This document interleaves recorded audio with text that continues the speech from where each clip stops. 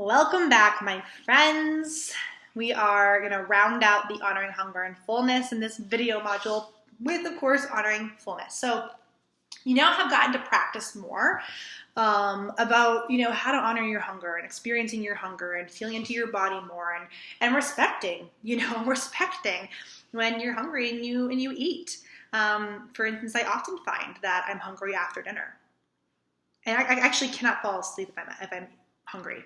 And so I often have a little snack after dinner. There's nothing wrong with that, even though diet culture has demonized that. And so we just trust, okay, if I'm hungry, my body must want food. It is that simple. Hunger is a biological cue, And so if we're hungry, it must mean that we're hungry and we need to eat food. It's that simple. What can be much more complex, of course, is fullness. And this is because of diet culture's wonderful mind games. And so today, we're going to talk all about honoring fullness. And, I found it's so much easier, I found in my own experience, to feel hunger and then eat than it is to stop when I'm full. Personally, that was my personal journey. And maybe you're like, yeah, that's me too. Or maybe you're like, no, actually for me, it's totally about hunger. Cool, whatever it is. I'm just gonna put that out there for you. But honoring fullness brings up a lot of mindset shifts that we must make that are the heart of intuitive eating. And so really honoring fullness, it's going to take some time as you begin to really practice these mindset shifts. It's not going to happen overnight. Maybe it does. Cool. I never want to say it won't because hey, that'd be awesome. But it probably will take a little bit of time. And just know that that's all good. It's all part of the process. Remember, you cannot fail intuitive eating. You can't fail it. So let's begin to dive into this. All right. One of the most important things for us to talk about when we talk about honoring fullness is the importance of unconditional permission to eat any and all food, and however much of it you want and whenever you want. Okay? When we have unconditional permission to eat, food just becomes food. It just becomes easy. So for instance,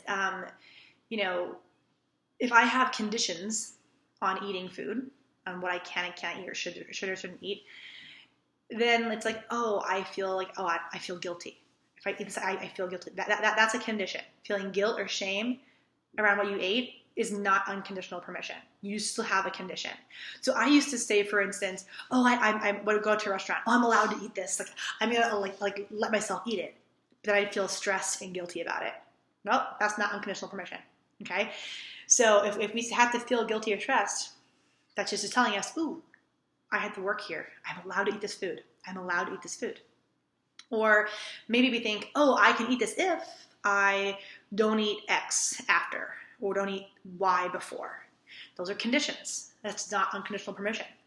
If we're thinking, I just have to work out before or after, again, that is not unconditional permission. We're giving ourselves conditions to allow ourselves to eat the meal. Now, if you might say, no, I like moving my body, and that can be totally separate from eating. Absolutely. There's a difference there, of course. I used to force myself to spend hours at the gym if I was going to go out to dinner. That's not healthy. That's not good. That is having conditions around our food. All right, and we're working on having unconditional permission. So you see how this happens? Cheat days are not full permission. They're cheating. You're like, I'm not supposed to be doing this. We feel bad, we feel guilty, we feel rebellious. Speaking of rebellious, this is all problematic, right? Having rules and having restriction and having conditions around our what we're allowed to eat and when and how is problematic because then we turn on our inner rebel, which we're going to learn more about in the next video module. Okay? But then that inner rebel comes out and it's like, you're being bad. And so then you just want to it's all or nothing. So it's like, let's go, let's just eat it all. And that's where binges often happen. That's when we can't honor our fullness. I never have this, so I got to keep eating because when am I ever going to get it again? And that's when we can't honor our fullness. I shouldn't be having this. So watch me go. Screw you, rebel. I'm going to eat it all. And then we can't honor our fullness. So we see how we need to have unconditional permission in order to honor our fullness. Otherwise, the rebel will exist and the rebel will force us to keep eating even when we don't want to, even when we're physically full. And again, This is not the hunger and fullness diet. Okay? And so eating past the point of fullness is not inherently bad or wrong. You didn't break a rule. It just feels physically uncomfortable. That's all. It just feels physically uncomfortable in our bodies. Sometimes we even feel sick. And again, intuitive eating and the goals we have around intuitive eating are all around feeling as good as we possibly can, as often as we possibly can. And so it just doesn't feel good. That's all. We're not bad or wrong for eating past the point of fullness. No, it just doesn't feel that good. So yeah, it's nice to avoid that when we can. Okay, and so that's where we see we also actually have permission to eat past the point of fullness. That gives us the empowerment to stop when we're full. This is all about being empowered in our relationship to food. Honoring fullness is about being empowered to feel fullness and then make the decision.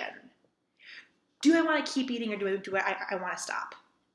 And once you really get into this, all right, and you give yourself permission to eat past the point of fullness, and you do or you don't, you start to develop the amazing sense of empowerment where more often than not, you're probably going to honor your fullness. And here and there, you'll decide to eat past the point of fullness, and that's okay. And we'll talk about how that's actually super, super helpful later on in this video. So that is a key piece of honoring fullness, is having that unconditional permission to eat. So we're going to work a lot on that. All right. And this is why we say we want to put all food on the same playing field. I love to use the mantra, food is just food. I'm allowed to eat that. So write that down. Mark that as one of your action steps. Food is just food. I'm allowed to eat that. I want you guys to do that as you see food on a commercial, on a billboard, in your pantry, on your Instagram. Food's just food. I'm allowed to eat that. Food's just food. I'm allowed to eat that. Food's just food. I'm allowed to eat that. We're reprogramming our subconscious brain. And then all that needs is repetition. So just keep repeating it. Food's just food. I'm allowed to eat that. Food is just food. I'm allowed to eat that. Another thing I love to do in making peace with food is whenever I'm eating something, I acknowledge what good it's doing for me. If I'm eating pizza, I'm like, oh, thank you, pizza. These carbs are such an important source of energy. And there's wonderful nutrients in the tomato sauce, and maybe there's some vegetables on the pizza, or maybe there's not, the tomato sauce. There's wonderful protein and the pepperoni. There's dairy that's good has calcium, that's good for my bones, and the cheese. And just recognizing, like, thank you, pizza, for all the goodness that you're giving me. Thank you, pizza, for being so delicious and satisfying. Thank you, pizza, for bringing my friends together to gather and eat and enjoy. Remember, we think about how stress around food is what's not good for us. So the more that we experience joy around food and relaxation, that's actually really good for our health. Joy and relaxation are good for our health and well-being. And so many foods bring us joy and relaxation if we have unconditional permission to eat them. I used to be very stressed out when eating pizza. That sucks, right? Now I can feel so joyful and relaxed and just enjoy eating pizza. Wonderful. Wonderful. And so that's why we want to put all food on the same playing field so that we have that unconditional permission to eat. Sure, I know that, there's different nutrient values in a donut versus a salad, but recognizing that all food gives us something. Even the donut is going to give us some carbs, which again are a good energy source. It's a really important energy source, and it's delicious. And maybe we're getting donuts with our best friend on Sunday morning, and that's a really wonderful experience. It brings us joy. That's important. And sure, the salad gives us A, B, C, D nutrients, and that's important. And so we're just saying that like all foods give us something no matter what it is. All foods have nutrients. Nutrients include, our macronutrients include carbs, fat, protein, right? All foods have some of those. And so all foods give us something, and I think it's really helpful when we make peace with food to acknowledge, oh, thank you, food, for what you're giving me. Even if it's just thank you, food, for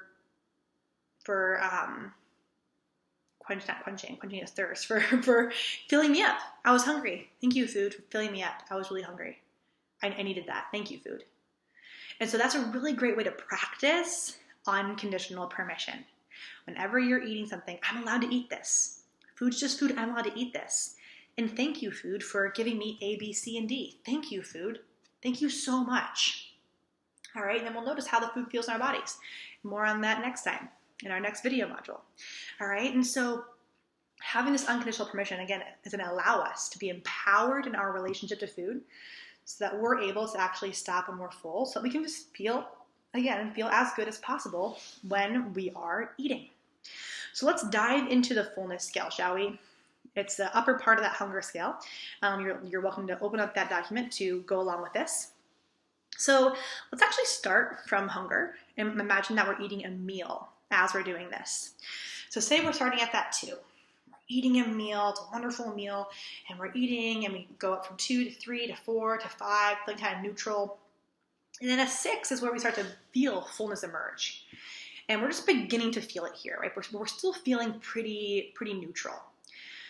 7 is when we actually do feel satisfied and we feel content. And it's like, wow, that feels good. Wow, like I'm full. Like it's a real feeling of like fullness. You feel satisfied, content. You're like, yeah, I'm good. And 8 is when we're just maybe a little too full. It's not as pleasant as 7 is, but it's not yet unpleasant. Again, it's just maybe like, ooh, okay, maybe that was a bit too much. And too much meaning it just doesn't feel as pleasant as 7 does. Okay? That's number 8. Number 9 is like, you're really full. You are perhaps unbuttoning your pants. You're like, oh, that doesn't feel good. You feel just physically unwell, right? It is not pleasant at all. And 10 is, again, it's 9 to an extreme. It's like painfully stuffed, so much like that you might feel sick and you might be like, I need to go lay down. And so again, just like with 1 and 0, you're not bad for getting to 9 and 10. You didn't do anything wrong. You didn't break a rule. It's just like it's really uncomfortable. It's not a fun experience to feel physically uncomfortable like that in your body. And that is why we want to avoid 9 and 10. Not because, some food rule, but because it just doesn't feel good. And again, the goal of intuitive eating is to feel as good as possible, as often as possible in our bodies. And so, 9 and 10, we don't feel that good. So let's look at, again, how do we really, learn our fullness cues? Again, just like with eating, or with hunger rather, trial and error. I want you to really sit down to your meals when you're eating and be super present. And how much can you possibly enjoy the food in front of you? And to really create an experience around your meal times. I love dinner time because my husband and I both sit down to dinner and we talk and we eat the food and just kind of relaxing and just our time together at the end of the day. And so it's nice to make mealtime into like that nice experience and to really savor and taste every bite. And as you go throughout eating your meal, and of course at first this will take much more intentionality and focus, and then it'll become easy as you go along. All this stuff becomes autopilot. But it starts with being really intentional about it. Just pause throughout the way. Maybe it's every time you have a sip of water or milk or soda, whatever you're drinking. You use that as a chance to pause and just check in. Okay, how do I think I'm feeling right now? And there's no right or wrong, right? It's all experimental. Okay, I think I'm at a 6. I'm going to keep going. Okay, I think I'm at a 7. I think I'm going to stop here. I think I'm good.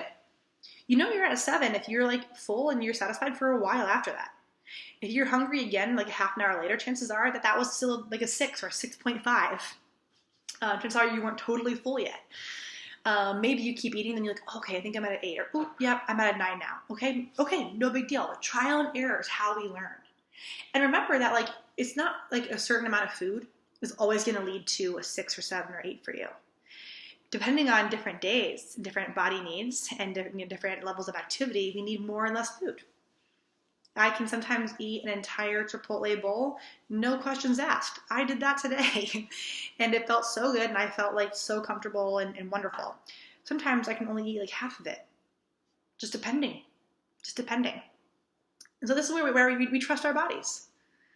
That we trust that our bodies will tell us we're full when we're full. Okay? And so this, again, then, is where we see we can't ever mess up or fail intuitive eating.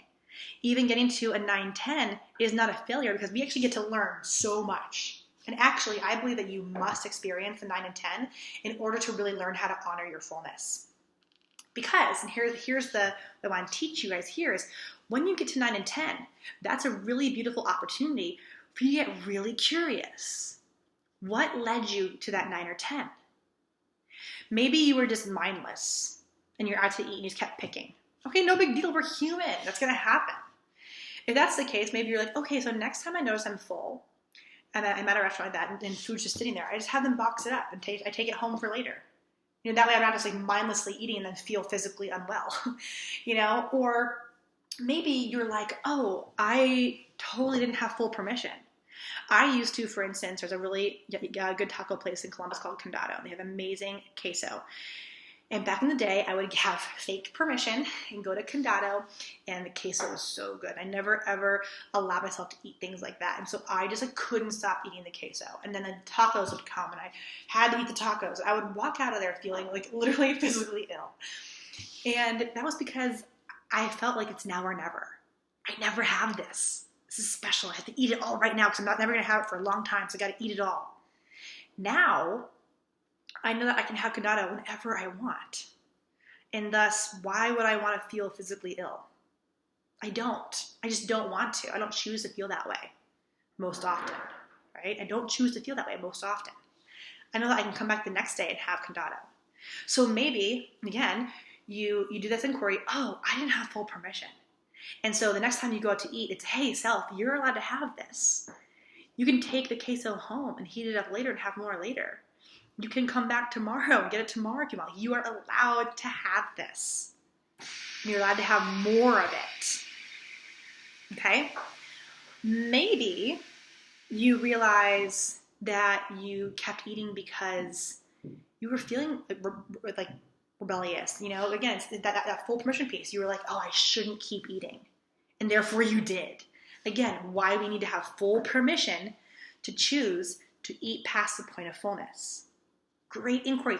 Maybe you were super stressed and you're like, oh, I totally kept eating because I was stressed and this was a coping mechanism. Okay, we'll talk more about that in coming modules. Maybe you realize, oh, you know what? I started eating at a 0-1 and so of course I hit 9-10. So we learned so much. And then we had the powerful question to ask ourselves, okay, how do I feel? Usually I feel physically unwell for 9-10. And then you have the opportunity to say, like, okay, do I choose to feel that way in the future? Do I choose to feel this way going forward? And, you know, again, often you're like, no, I really don't. I don't like to feel this way. And that empowers you in the future to be like, I'm allowed to keep eating, but do I choose to feel that way? Sometimes maybe you do. Maybe you're traveling and it's really a meal that you'll never ever get again, and you can't do leftovers and you choose to keep eating. That's fine. You're allowed to do that. Again, that's not failing intuitive eating. We're humans and we have the power to make choices. And hey, you might accidentally eat past the point of fullness, even well into your intuitive eating years. No big deal. We are human. Human. It's never about all or nothing. It's never about being, quote, perfect. Okay? Never, ever, ever. So, you see how all this is really, really important? I also want to invite you guys as you're eating to, just slow down and take some breaths. Deep breathing helps to turn off our stress response and turn on our relaxation response, which helps in our digestion. And so take some deep breaths before that meal. Take some deep breaths and be like, oh, I'm so grateful for this food. And then go on in and enjoy that food. Lastly, in this video, and you're going to keep working on this as you go, ask all the questions you want in our Facebook group. Ask all the questions you want in our coaching calls. But I want to also really encourage you guys, whenever you get to that 9 or 10, to notice the physical sensation and also the mental and emotional experience. And I want you to be able to separate them. So I want you to be able to acknowledge the physical sensation that feels uncomfortable. Say, okay, I'm acknowledging that physical. And then notice the mental and emotional, because typically what we're programmed right now to go hand in hand is the physical sensation of being too full with guilt and with stress and like negative thoughts. Let's separate those. So I want you to notice the physical sensation and then notice the guilt or notice the shame or notice the frustration or the negative thoughts and say, okay, it's okay. This feeling will pass and I'm going to be okay. I did not break a rule. I did not hurt anybody. I didn't steal the food. No guilt is needed here. No crime was committed. Guilt is not needed. I'm human. This is going to happen. Shame is not needed here. No shame needed. I just simply ate a lot. That's okay. I need food to survive. I'm going to be okay. My body is resilient. This feeling will pass. It's all okay. All right? And so separate those.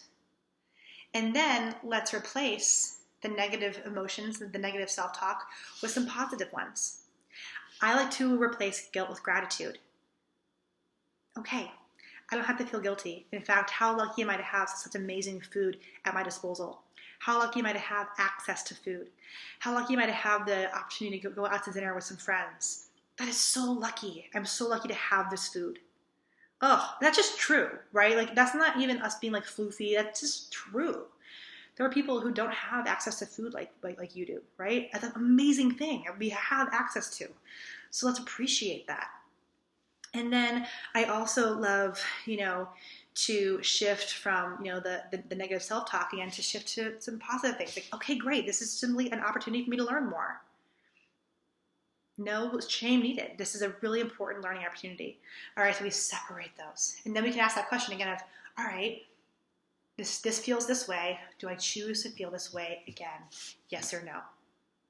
And that way, in the future, when you're eating and you get to that place of fullness, you get to pause and be like, okay, this is how I feel. What do I choose going forward? Do I choose to keep eating and feel this way? Or do I choose to stop here and I can save the rest for leftovers? Or just stop. It's okay if sometimes we're sad that like a delicious meal has come to an end. It's totally okay to feel sad. Absolutely. So that is honoring fullness. For action steps, you're just going to simply begin to practice this at meal times. Practice taking some deep breaths. Practice slowing down and really enjoying your meals and checking in with yourself along the way. Practice, you guys, getting curious. Okay, where do I think I'm at? 6, 7, 8, 9, 10? No judgment, just curiosity. If you want to use that hunger and satiety journal to do so, you absolutely can. And if you use that, there's a place to write down what you ate. And that is not from a place of judgment. It's simply of you being able to look at what you're eating and how satisfied it makes you feel, how full you feel, and then how long the food lasts. It's just helpful information. Oh, this salad, I was full for like an hour, but then I was hungry again. Oh, this cheeseburger, I was full for hours. Okay, cool. That's just helpful to notice so that you can make decisions then on what you want to eat accordingly. Because maybe you're like, I have a really busy day. I better have a really big breakfast so that I'm full for a while because I'm not going to have time for snacks. Or maybe you're like, oh no, I have a cycle class planned in for like an hour or two, so I don't want to eat anything very big because that's really uncomfortable on that bike. So it just helps you to make these decisions of what's going to feel good in your body. So again, you are welcome to use that handout or not. If you're like, no, it's triggering for me, then don't use it, right? You are the expert on you. Only do things and choose things that are going to help you and your journey here. So action steps are those. Again, we're just adding to our action steps. So keep practicing honoring hunger. Now we're just adding honoring fullness to it. Practice that full permission. Food's just food. I'm allowed to eat that. See all the goodness that the food gives to you. And of course, continue on your mindfulness journey. If you're like, shit, I haven't done that in a while, no big deal. This is my reminder to you to come back to it. Put it in your phone, set a reminder to sit for a minute, close your eyes and breathe and practice that mindfulness because it'll help so much with all of this work, I promise. All right, guys, that's all for today.